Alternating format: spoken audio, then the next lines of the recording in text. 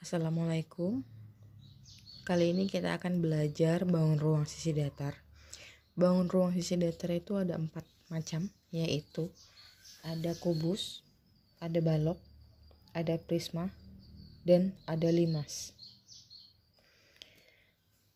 Langsung saja, yang pertama yaitu kubus. Ini adalah kubus ABCD EFGH. Penamaan kubus ABCD EFGH di sini saya tuliskan ada titiknya.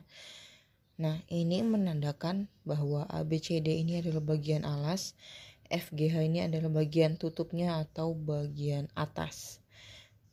Unsur-unsur kubusnya di sini sudah saya tuliskan. Yang pertama ada sisi-sisi kubus. Sisi-sisi kubus itu berbentuk persegi. Ada sisi ABCD. Perhatikan gambarnya. ABCD berarti ini adalah bagian alas. Kemudian ada sisi EFGH itu bagian tutup. Di sini sudah saya tulis. Kemudian ada bagian ABFE itu bagian depan. DCGH itu bagian belakang. BCGF bagian samping kanan dan ADHE bagian samping kiri sini. Jadi sisinya untuk kubus ada 6. Selanjutnya itu ada titik sudut. Titik sudutnya itu titik-titik di ujungnya ini. ABCDEFGH jadi ada 8. Kemudian rusuknya, ini adalah rusuk-rusuknya. Pinggir-pinggirnya ini. Ada 12. Di sini sudah saya tuliskan. Nah, AB, BC, CD, dan DA ini ada di bagian bawah. Kemudian EF, FG, GH, dan HE bagian atas. Kemudian yang AE, BF, CG, dan DH ini adalah bagian rusuk tegaknya. Kemudian ada yang namanya diagonal sisi. Diagonal sisi itu dari titik ini ke titik yang ini. Dia berseberangan. Ini diagonalnya. Garisnya ini. Nah, sekarang ini ada, saya sudah buat, ini bagian depan, bagian bawah, belakang, bagian atas, samping kiri dan samping kanan. Setiap bagian ada 2 diagonal sisinya, maka diagonal sisi keseluruhan untuk kubus ada 12. Di sini sudah saya tuliskan, tinggal kamu pelajari nanti. Kemudian diagonal ruang. Kalau tadi ini berseberangan, maka diagonal ruang sama berseberangan juga, tapi ini di yang satunya di bawah, yang satunya di atas. Contohnya di sini A dengan G, B dengan H, kemudian C dengan E, D dengan F. Nah, kalau nanti kembali ke titik E, maka E ini temannya C lagi, sehingga diagonal ruang ada 4 saja. Untuk bidang diagonal itu berupa bidang.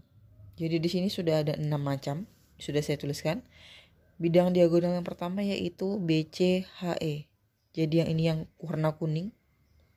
Kemudian bidang diagonal yang kedua yang berseberangannya yaitu ADGF atau FGD boleh. Sekarang dari depan ke belakang. Di sini saya tulis EFCD yang kuning ini. Sekarang kita balik dari AB GH. Untuk bagian samping di sini ada FBDH. Yang satunya lagi ACGE. Jadi total untuk bidang diagonal ada 6. Ini untuk kubus. Kemudian ada yang namanya jaring-jaring kubus. Ini hanya 3 contoh yang saya tulis. Banyak sekali jaring-jaring kubus ini macamnya. Ini kalau kita lipat dan harus menggunakan hayalan sedikit. Andai kata ini bagian alas, maka ini bagian sampingnya dan ini adalah bagian tutupnya. Seperti itu. Nah, untuk rumusnya di sini sudah saya tuliskan. Lanjut untuk balok.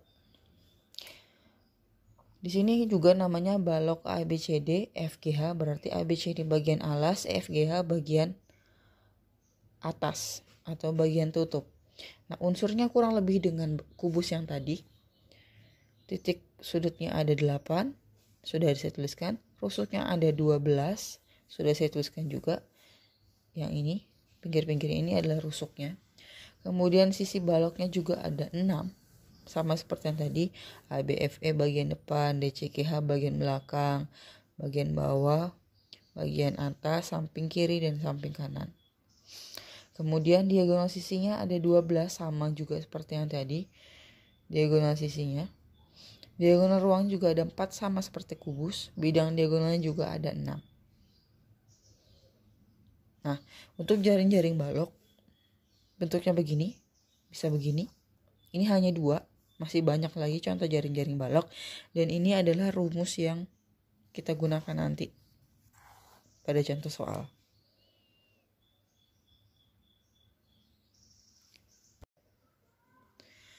Lanjut untuk prisma.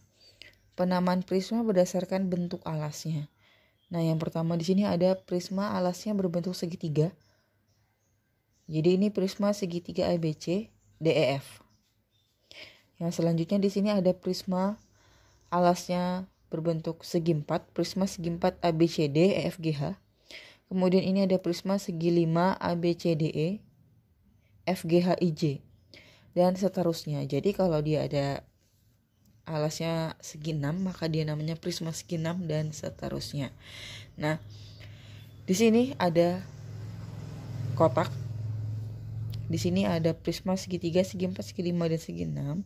Di sini ada banyak titik sudutnya, banyak rusuknya dan banyak sisinya. Ini ada rumusnya. Jadi cara mengerjakannya. Prisma segitiga. Karena dia segitiga maka N-nya 3. 3 dikali 2 berarti titik sudutnya ada 6. Kita cek 1, 2, 3, 4, 5, 6. Kemudian untuk prisma segi 4 titik sudutnya ada 8. Untuk titik sudut prisma segi 5, 5 kali 2, 10. Untuk prisma segi 6 berarti nanti 6 kali 2, 12 dan seterusnya. Banyak rusuk dari segitiga yaitu 3 dikali N. Karena dia segitiga maka 3 kali 3, 9. Untuk segi 4 dia berarti ada 12. Untuk segi 5 berarti 5 dikali 3, 15. Untuk segi 6 berarti 3 dikali 6, 18. Ini banyak rusuknya. Kemudian banyak sisinya. Tinggal kita tambahkan 2 yaitu bagian atas dan bagian alasnya. Untuk prisma segitiga 3 ditambah 2 berarti ada 5. Kalau dia prisma segi 4, 4 ditambah 2 ada 6 sisi. Prisma segi 5 itu berarti ada 7 dan ini ada 8. Kemudian ini ada jaring-jaring prisma. Prisma segitiga kalau kita buka, ini adalah sisi tegaknya, yang ini. Ini adalah tutupnya, ini adalah alasnya. Kalau kita lipat, maka dia akan kembali bentuknya seperti ini. Untuk prisma segi 4, kita buka bentuknya seperti ini adalah tutup dan alasnya, ini bagian sisi tegaknya. Untuk prisma segi 5, walaupun alas dan tutupnya berbentuk segi 5, tapi sisi tegaknya juga bentuknya masih seperti persegi panjang. Untuk rumus prisma, luas prisma ini. Untuk volume, ini volumenya. Untuk limas, penamaannya juga masih sama seperti prisma. Yang di sebelah sini ini ada limas, alasnya berbentuk segitiga, maka ini limas segitiga. ABC T. T itu adalah titik puncaknya. Ini bentuknya segi 4, maka 5 segi 4 ABCD T. Nah, kalau dia alasnya berbentuk segi 5, berarti 5 segi 5 dan seterusnya. Di sini sudah saya tuliskan sama seperti yang tadi. Ini ada 5 segi 3, 5 segi 4, 5 segi 5. Ini banyak titik sudutnya, banyak sisinya dan ini banyak rusuknya. Rumusnya sudah ada di bawah sini. Untuk titik sudutnya 5 segitiga kita hitung di sini ada 1, 2, 3 dan 4. Dari rumusnya N ditambah 1. N ini dari banyak seginya. 3 ditambah 1 berarti 4, sama. Untuk 5 segi 4 kita hitung 1, 2, 3, 4, 5. Ada 5. 4 tambah 1, 5. Maka untuk 5 segi 5, titik sudutnya ada 5 tambah 1, 6. Banyak sisinya untuk 5 segi 3. N tambah 1 berarti ini 4. Ini 5 segi 4 berarti ada 5. 5 segi 6 berarti ada 6. Sama. Untuk banyak rusuknya dikali 2, maka 5 segi 3, 3 kali 2 ini 6. Ini segi 4, 4 kali 2 8, 5 segi 5, 5 kali 2 10. Kemudian ini adalah bentuk jaring-jaringnya. Kalau 5 segi 3 kita buka, ini alasnya, maka ini adalah sisi tegaknya. Ini sisi tegaknya berbentuk segitiga. 5 segi 4 juga kita buka, ini alasnya. Ini sisi tegaknya. Nah, di sini ada rumus limas.